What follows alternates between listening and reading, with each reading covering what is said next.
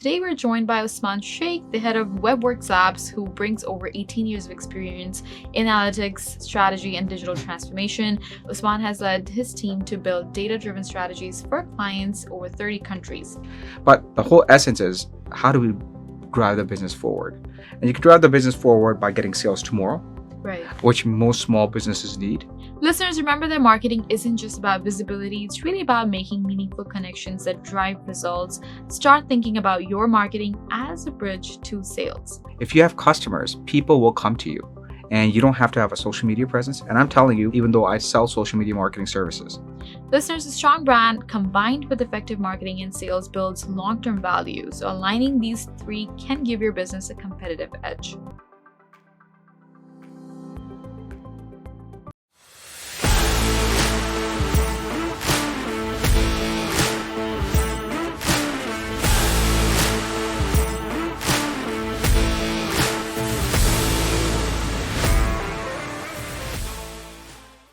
Hi everyone, and welcome to the CanadianSME Small Business Podcast, where today we're joined by Usman Sheikh, the head of Web Worx Labs, who brings over 18 years of experience in analytics, strategy, and digital transformation. Usman has led his team to build data-driven strategies for clients over 30 countries. Usman has led his team to build data-driven strategies for clients across 30 countries, particularly in healthcare and hospitality, turning data into growth and operational excellence. We're quite thrilled to have him to share insights on marketing, strategy, and branding for small businesses. Usman, we're very honored to have you on the podcast today. How are you? Good, thank you. Thanks. Happy to be here. Very pleased to have you join us. Usman, let's really start by discussing the role of marketing in driving sales, because marketing is often the engine behind sales, but the connection isn't always direct or easy to see. So let's start by understanding that link. Could you please share with our audience, how do you view the relationship between marketing and sales, especially for small businesses looking to maximize their ROI? Yeah, that's a very deep question right off the bat. So the way I would look at it is, I teach marketing. I run a marketing company. I teach at local colleges here in Toronto. I've been doing this for a while. 100 years ago, and again, this is me putting my professor hat on, because this is what I tell my students as well. 100 years ago, there was no such thing as marketing. It was just sales. So marketing, as much as we like to believe it's a different function, it's almost selling. In fact, it's pre-selling. It's getting the customer ready and primed to buy and transact. Right. So the whole function of where marketing came about is because of competition and because of the need to really understand the psychological triggers and pain points and journeys of the customer. And that itself became a science and a practice. And then sales is like, hey, you know what? We're involved in really servicing the customer, getting the strategy down, understanding the emotional aspects of building those relationships. So, and that's where the marketing science and the marketing function differs from sales. But the goal is still the same: getting new revenue. So this is where I think, if anybody looks at a company that they're looking to partner with, and a lot of companies specialize in one area of aspect of marketing, which is either brand development, brand building, and marketing is such a vast field now because there's so many channels and so many technologies that exist. But the whole essence is, how do we drive the business forward? And you can drive the business forward by getting sales tomorrow, Right. which most small businesses need because they're small and they're not very heavy on client cash flow and what have you, and they don't have a need to worry about sales 20 years from now or 10 years from now, which much bigger enterprise level clients worry about, and how to get sales 6 months from now, a year from now, 2 years from now. So one is a short-term tactic, which is lead generation, quicker wins, quicker intake of new cash flows, which is a different type of a campaign or a marketing setup, which most small businesses are eager to get into because they need sales tomorrow. And I'm a small business owner, and I know this feeling, and that's why I can say it so comfortably. And at the same time, how do you reduce customer acquisition costs 1 year from now? How do you build that pipeline? How do you build awareness when that customer goes to a point when they're ready to buy they'll think of you first. Right. Or when they have the means to buy, or they're matured into your product offering segmentation, Mm-hmm. right? So, and that's what brand building and awareness and sales, what they call sales pipeline, is all about. So it's one and the same. It's different tactics, different approaches, but it's there to help you grow the business forward. Oh, it really clarifies how intertwined marketing and sales are, especially when approaching growth opportunity. But can you give us an example of how a marketing campaign led to direct sales results for one of your clients? Yeah, I got. This is what we do. So, over the years, we've specialized, and not through intentionally. Not to say we don't service other businesses. We've serviced engineering based band, oil and gas, pharmaceuticals, real estate, mortgages, brokerages, a lot of restaurants in the space, lots of different industries, lots of different. But over the years, we've specialized, and through our ability to be able to crack those, the right kind of marketing results for those clients, we learned to specialize in real estate clients, Mm-hmm. a lot of brokerages. We have a lot of brokerages that we work with, and restaurant and hospitality, Right. right? So in generating leads for those specific industries and generating business for those specific areas, they need a 1-2 combination, right? So Mhm. there is specific type of campaigns you run to generate leads, Right. and then there's a specific type of campaign you run to generate awareness in a market. Mhm. So if any realtor is watching this, or anyone who's in a small business space, what realtors know this in the space is called farming. Mhm. And farming is effectively carving out an area in the market and saying, I'm going to build my clientele in this area, in this geography. I'm going to send flyers here. I'm going to knock on doors. I'm going to call. I'm going to hold events. I'm going to send emails. I'm gonna do everything anything I need in order to be known in this space. So when people are ready to convert, ready to take out their wallet and buy, Mhm. they're gonna think of me first.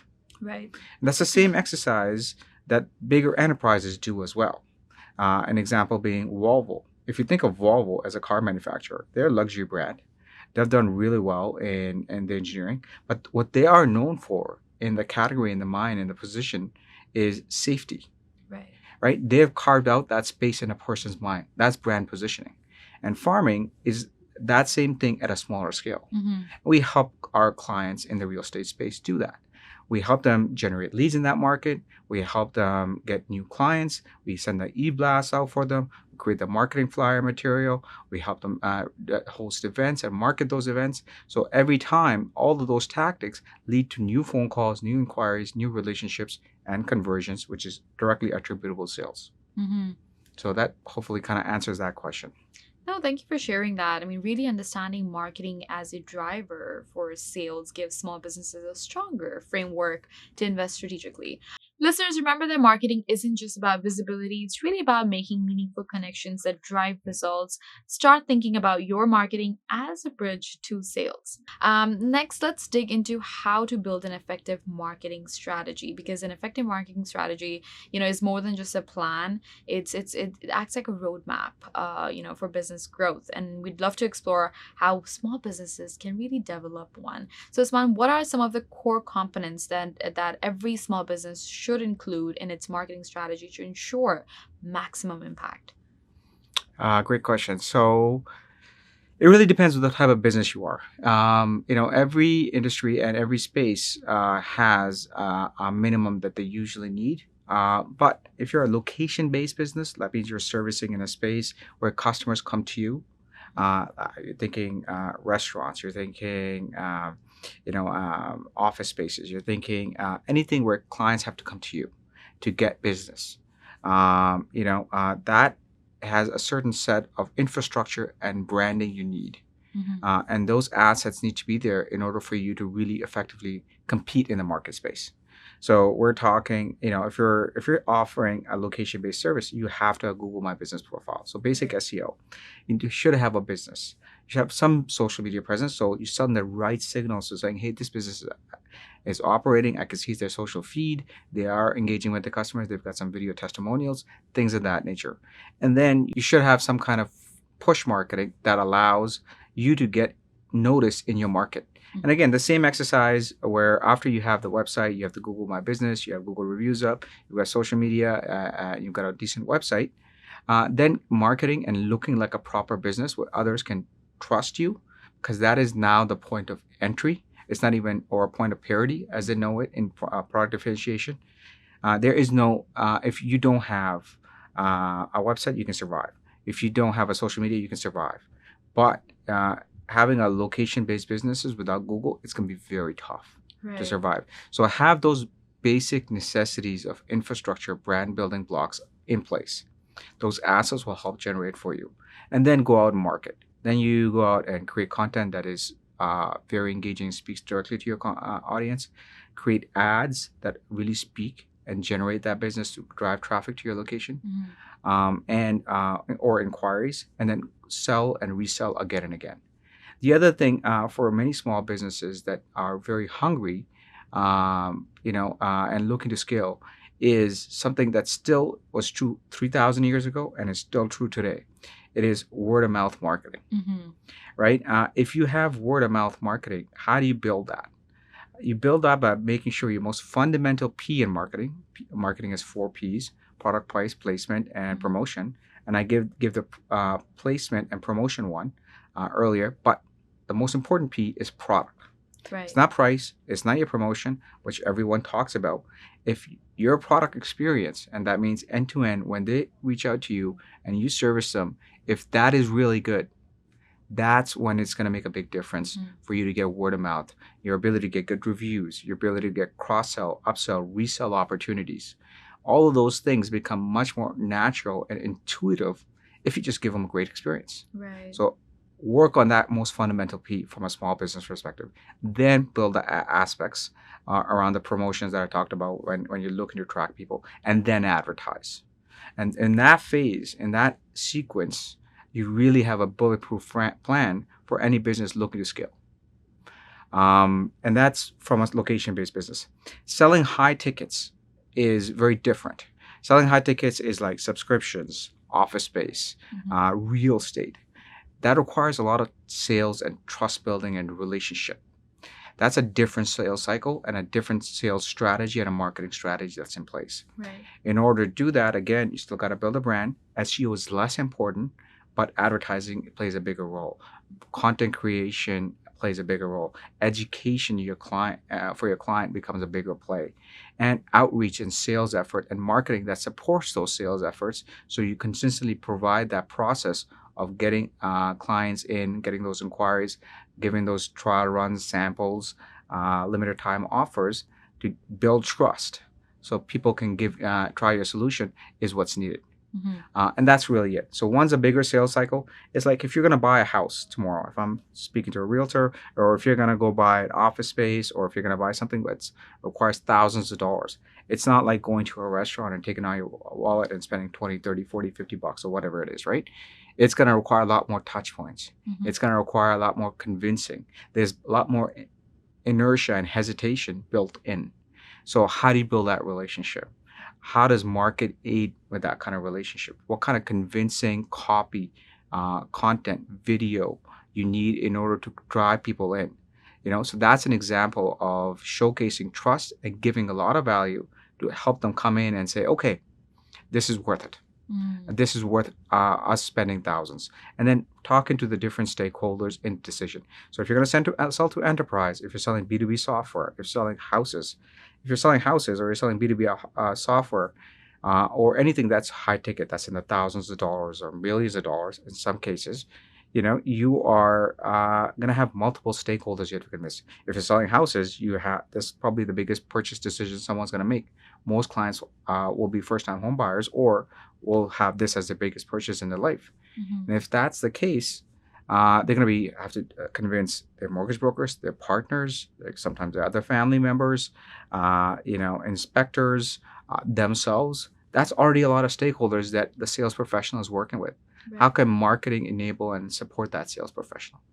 Right. And it's the same thing with B2B. When you're dealing with someone who's going to use the software, someone different who's going to cut the check, someone who's going to do the approval, someone who's going to use it.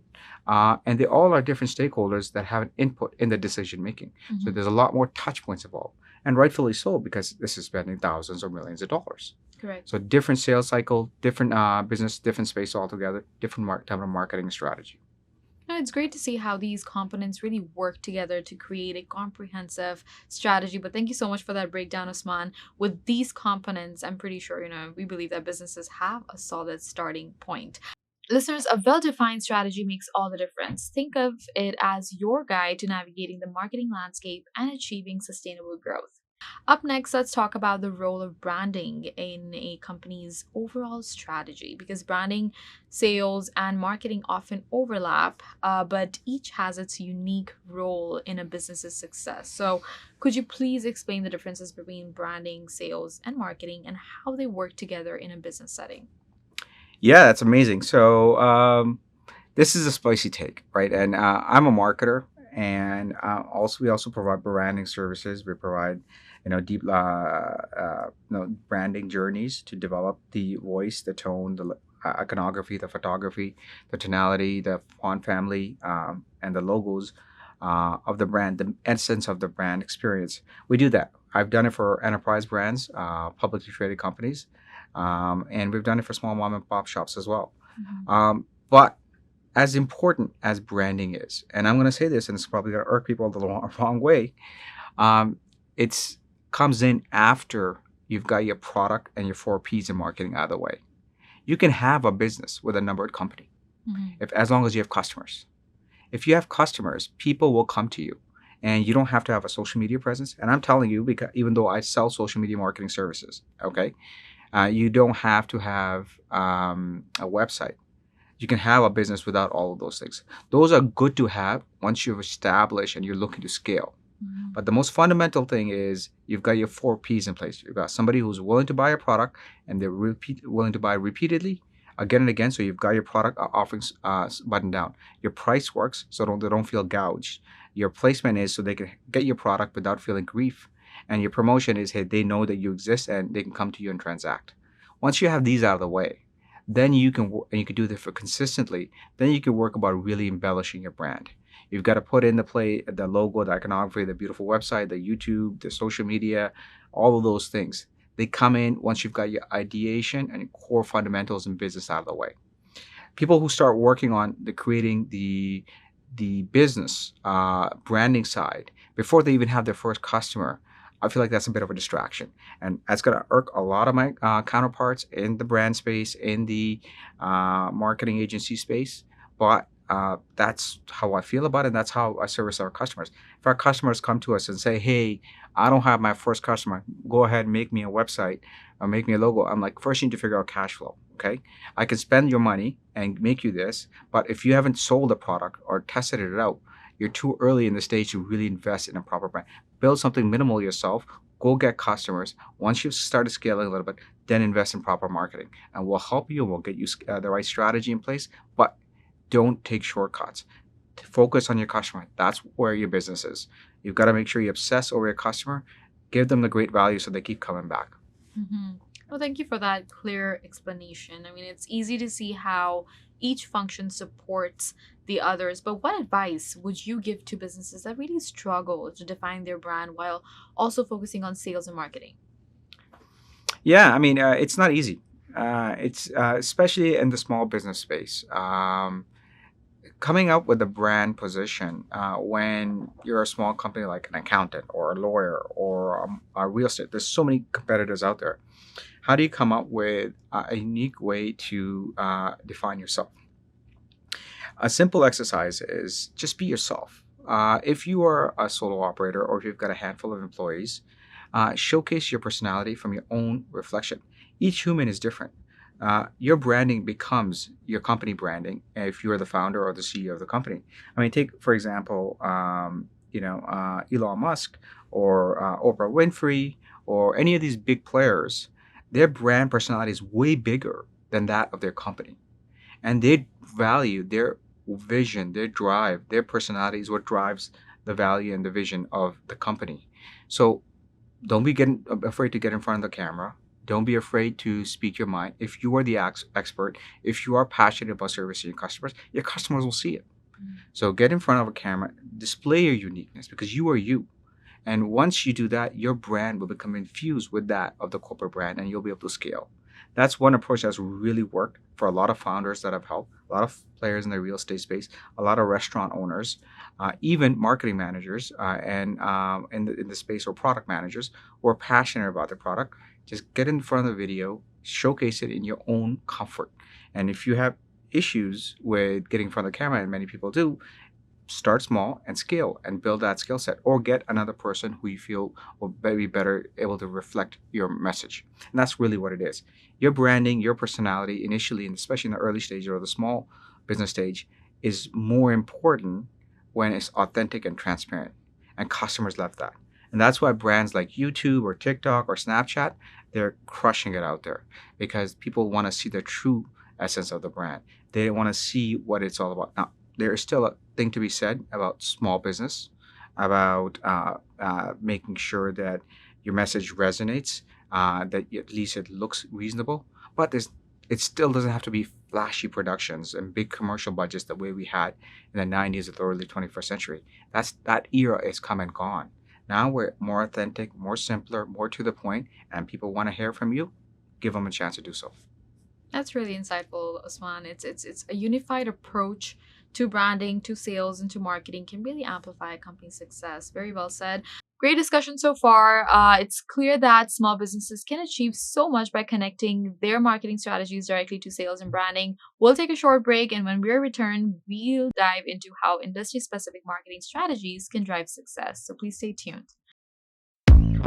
You dreamt big. You made the leap. You and your "we're not stopping at small" business.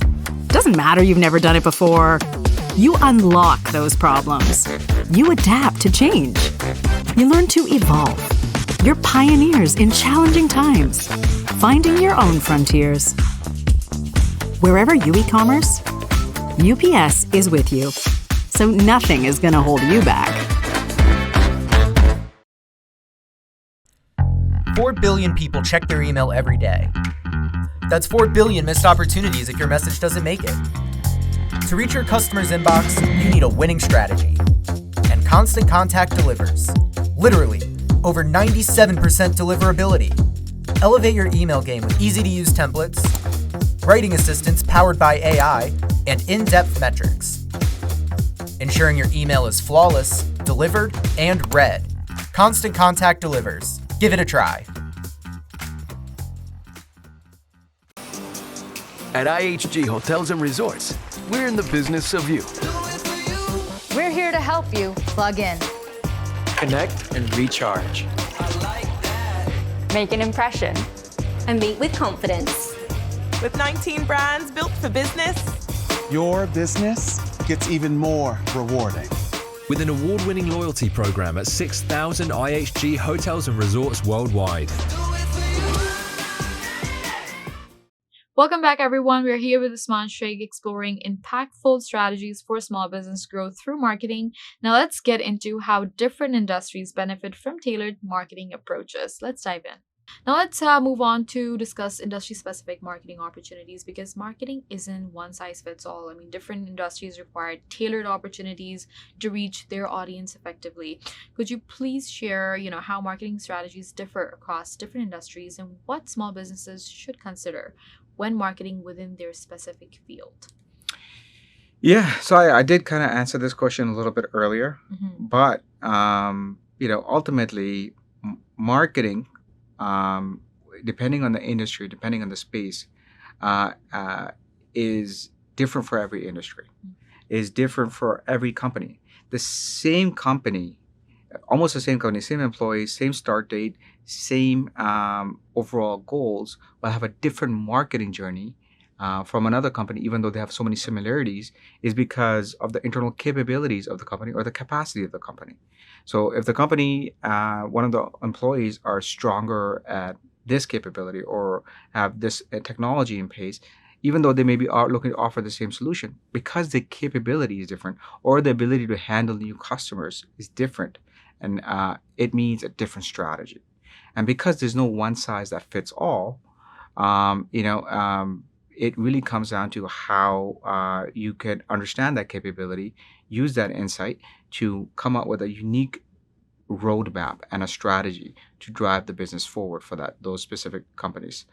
Like I said, if you're selling high ticket, whether it's B2C, which you were talking real estate or mortgage brokers or lawyers, corporate lawyers, it's B2C, okay? Or you're selling B2B, you're selling to other businesses, usually higher ticket, thousands of dollars. It's going to be very different from selling direct to consumers for something you sell for $10 to $150.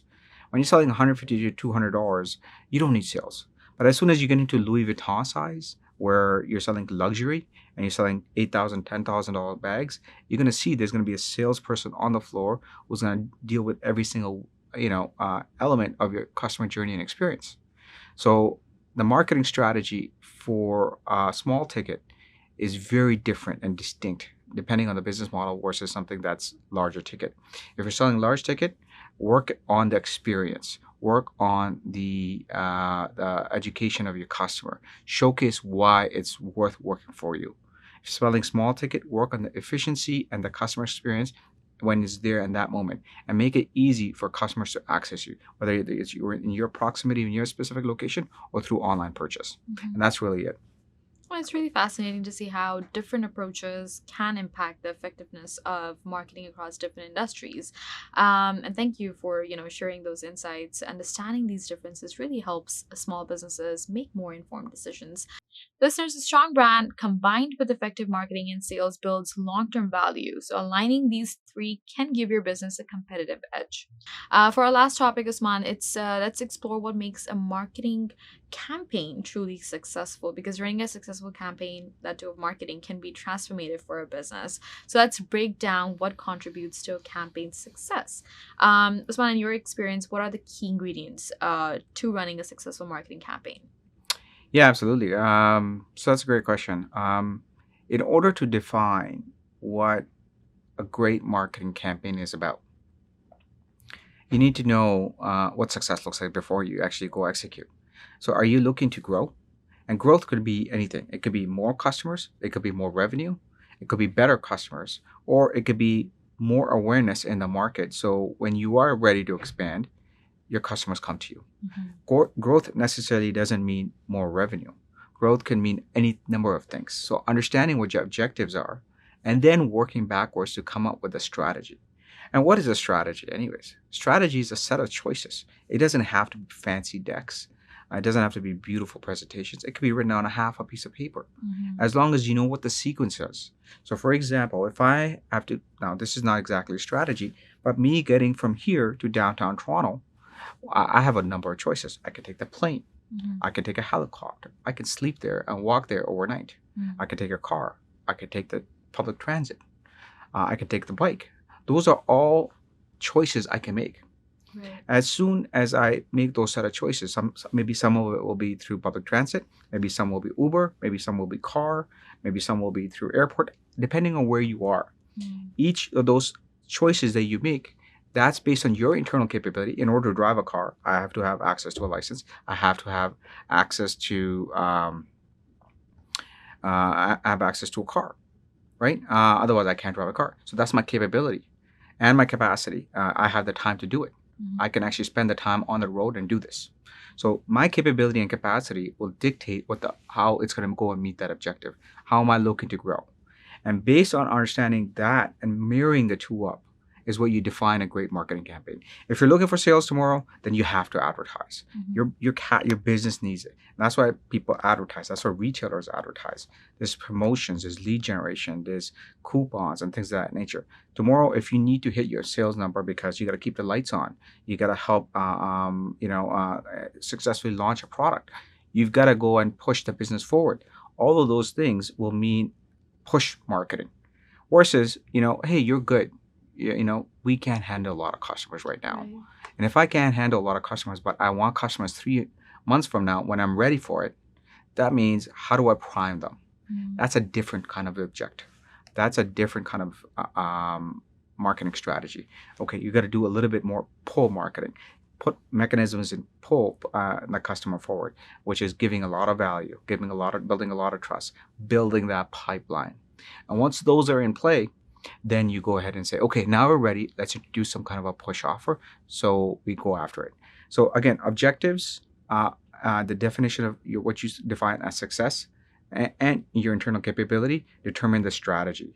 And from that, you can then go after coming with pull and pull. And the mix between pull and push marketing will help you assess what you need to do to go after the customer, and how soon do you need the customer. And that's how you can define a good strategy of what a good campaign is about. If you need sales tomorrow, push it. If push higher, push more. Put the sales machine at work. Offer discounts, advertise more, interrupt people's feeds, call, create sales material. If you need pull marketing, so you don't need sales tomorrow, go and get business 3 months from now. Educate more, create content, and let the pipeline develop. That's great advice. It's helpful to see how and what goes into a campaign that truly resonates with its audience. What matrix do you recommend businesses focus on to really gauge their campaign's effectiveness? Again, in terms of matrices, if your goal is new accounts, then obviously sales, and new sales is more important than anything. If your goal is upsell, cross-sell opportunities, then go after that. If your goal is, creating a level of market awareness where people know you in this space, then go after that. So depending on the goal, and like I mentioned some of those goals earlier, whether it's building the immediate sales tomorrow, making a push strategy, then it's sales and new sales. And new sales can come from upselling, cross-selling, reselling to existing customers, or bringing new customers in. Or if your goal is, hey, I want to be known in this space. I'm going to put this area and I'm going to call this my market, or I want to call this my category, and I want to be known as this. And then I want to be able to research and understand and assess if the market knows me as such. If Volvo needs to be known as the king of safety, how do they go about making sure they do that?